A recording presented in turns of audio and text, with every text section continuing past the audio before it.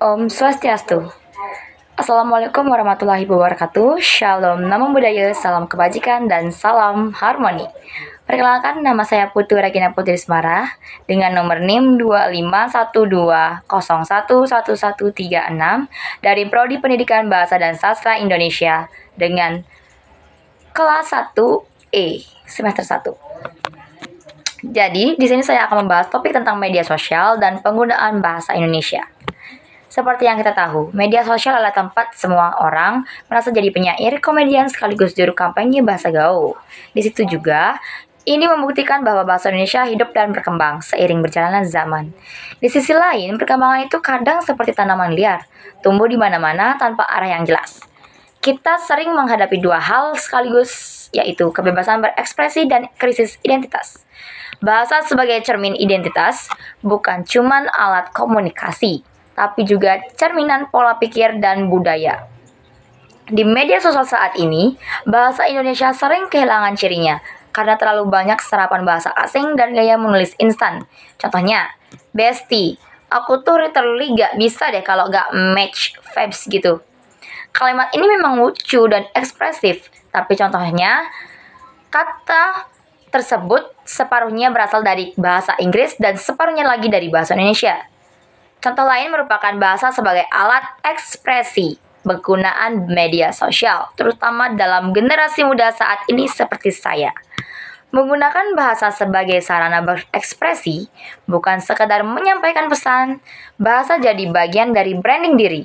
Contoh penggunaan bahasa campuran seperti capek tapi estetik atau aku healing bukan kabur.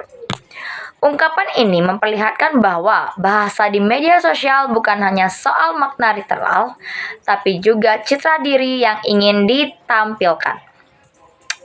Contoh lainnya merupakan fenomena bahasa instan. Media sosial merupakan kecepatan dan kepadatan makna. Akibatnya lahiran bentuk-bentuk bahasa baru seperti singkatan, akronim, bahasanya yang nyeleneh. Pokoknya ejaan-ejaan yang sering kita gunakan dalam bahasa sehari-hari atau bahasa non-formal. Contohnya, gue, lo, btw, wkwk, gpl, dan inti. Bahasa ini efisien, tapi kalau terus dipakai tanpa konteks yang tepat, bisa mengikis kemampuan menulis formal. Lalu ada tanggung jawab menggunakan digital kebebasan berbahasa di dunia maya. Bukan berarti bebas tanpa batas. Penggunaan media sosial punya peran penting menjaga kelestarian bahasa Indonesia tanpa harus kehilangan gaya personal. Contoh positifnya, konten kreator yang tetap menggunakan bahasa Indonesia dengan gaya ringan tapi rapi. Seperti judulnya, menjadi produktif tanpa panik, bukan alih-alih stay produktif no panic mode.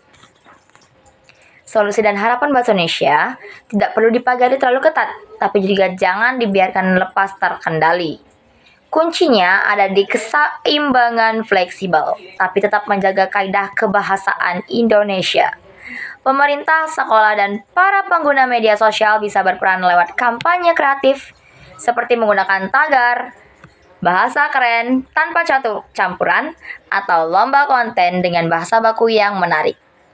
Jadi penutupnya adalah, bahasa Indonesia di media sosial adalah refleksi dari kita siapa hari ini.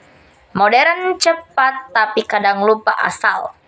Kalau kita bisa menggunakan bahasa dengan cerdas dan sadar, maka media sosial bukan kuburan bahasa, melainkan taman tempat Indonesia tumbuh segar dan hidup berdampingan dengan zaman sekarang. Terima kasih telah menyimak dan menonton video saya hari ini. Saya memohon maaf apabila ada kesalahan kata, berbalitan kata, ataupun salah pengucapan. Saya sebagai peserta didik Universitas Pendidikan Gasa memohon maaf atas kesalahan saya. Saya berterima kasih. Om Santi Santi Santi Om. Wassalamualaikum warahmatullahi wabarakatuh. Shalom, namo buddhaya, salam kebajikan, dan salam harmoni. Sampai berjumpa teman-teman.